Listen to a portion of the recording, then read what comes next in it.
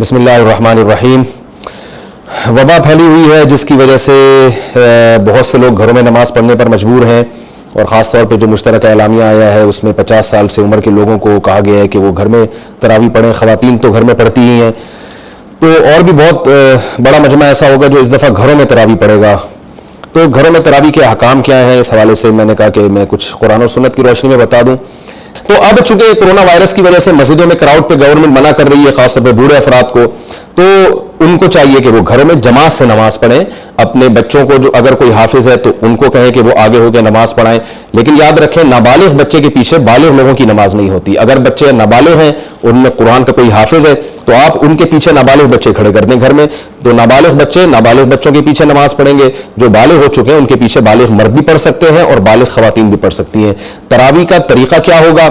Simple طریقہ ہے، جیسے عام نماز ہم پڑھتے ہیں، سب سے پہلے آگے مرد کھڑا ہوگا جو امامت کرائے گا، خواتین امامت نہیں کرا سکتی۔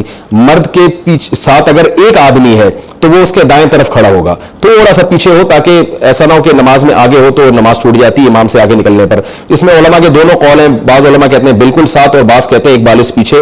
احناف نے اس قول کو لیا ہے، ایک بالش پیچھے والے قول کو اس لیے لیا ہے کہ ایسا نہ ہو کہ عوام میں چونکہ علم نہیں ہے تو امام سے بعض دفعہ بے خیالی میں امام مقتدی آگے نکل سکتا ہے، اس لیے ہم کہتے ہیں احتیاطاً تھوڑا سا پیچھے کھڑے ہو، ایک بالش پیچھے، ورنہ اگر ساتھ بھی کھڑے ہو جائیں تو بھی نماز ادا ہو جائے گی۔ تو یہ ایک آدمی اگر امام کے پیچھے ہو، اگر ایک شخص امام کے پیچھے نماز پڑھ رہا تھا، اسی دوران کوئی دوسرا شخص بھی آ گیا، تو دو آپشن ہے، یا تو امام کو چاہیے وہ آگے چلا جائے، جیسے سمپل ہم چلتے ہیں اسی طریقے سے آگے چلے جائیں، اور اگر یہ نہیں ہے تو مقتدی کو چاہیے کہ وہ پیچھے آ جائے، جو ایک مقتدی ہے وہ پیچھے آ جائے اور پیچھے دونوں مل کے صف بنا لیں۔ ایسی کنڈیشن میں نماز میں چلنے سے نماز نہیں ٹوٹے گی۔ اور اگر آپ نماز پڑھا رہے ہیں اور گھر میں ایک خاتون ہے آپ کے پیچھے نماز پڑھنے والی، تو وہ ساتھ نہیں کھڑی ہوں گی، چاہے وہ محرم ہو یا نہ محرم، وہ پیچھے صف میں جیسے مرد کھڑے ہوتے ہیں نا، ایسے پیچھے صف میں کھڑی ہوں گی، چاہے ایک ہی خاتون ہو۔ اگر نماز آپ پڑھا رہے ہیں اور مرد بھی ہیں اور خواتین بھی ہیں، دونوں نماز پڑھ رہے ہیں، تو مردوں کی صف پیچھے بنے گی اور اس کے پیچھے خواتین کی صف بنے گی۔ خواتین کی صف مردوں سے آگے نہیں ہو سکتی۔ اگر جماعت میں بچے بھی شامل ہیں تو 12 سال کا جو لڑکا ہے وہ بالغ ہی شمار ہوگا، اس کا یہی حکم ہے کہ وہ مرد شمار ہوگا، لہذا وہ بھی خواتین سے آگے صف میں کھڑا ہوگا۔ اور جو 9 سال کی لڑکی ہے، کم سے کم 9 سال جس کی عمر ہو چکی ہے، وہ پوری بالغ لڑکیوں میں اس کا شمار ہوگا، یعنی وہ بھی خواتین کے صف میں کھڑی ہوگی۔ 12 سال سے کم عمر کا لڑکا اور 9 سال سے کم عمر کی لڑکی، وہ بھی پھر بچوں کے حکم میں ہے، وہ پھر اگر جہاں چاہیں کھڑے ہو جائیں، اس سے نماز پہ کوئی فرق نہیں پڑتا، کیونکہ شرعی مسئلہ یہ ہے کہ مرد اگر عورت کے ساتھ جماعت کی نماز میں کھڑا ہو جائے تو اس مرد کی نماز نہیں ہوتی۔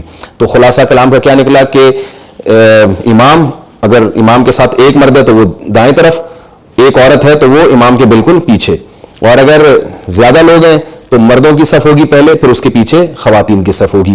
اس سے کوئی فرق نہیں پڑتا کہ وہ خواتین محرم ہیں یا نہ محرم ہیں۔ اور اگر 7 سال سے کم عمر کے لڑکے اور لڑکیاں ہیں تو وہ بچے ہیں، وہ تو ان کی نماز کا کوئی اعتبار نہیں ہے، جہاں چاہے کھڑے ہو جائیں، نہیں بھی نماز پڑھیں۔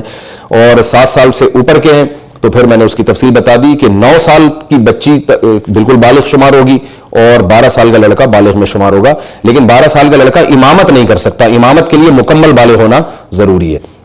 یہ تو میں نے تراویح کے احکام آپ کو بیان کیے کہ جماعت سے ہم کیسے پڑھیں گے۔ جو حافظ ہیں بہتر یہی کہ نماز وہ پڑھائیں تاکہ پورا قرآن کمپلیٹ ہو۔ اگر آپ کے گھر میں کوئی حافظ نہیں ہے، پورا قرآن آپ نہیں پڑھ سکتے، تو الم تری کیف فعل ربک سے 10 صورتیں یہاں سے پڑھ لیں، یا جہاں سے جس کو قرآن یاد ہو وہ صورتیں بھی تلاوت کی جا سکتی ہیں۔ سورہ یاسین بعض لوگوں کو یاد ہوتی ہے تو سورہ یاسین کو آپ 20 حصوں میں ڈیوائڈ کر لیں۔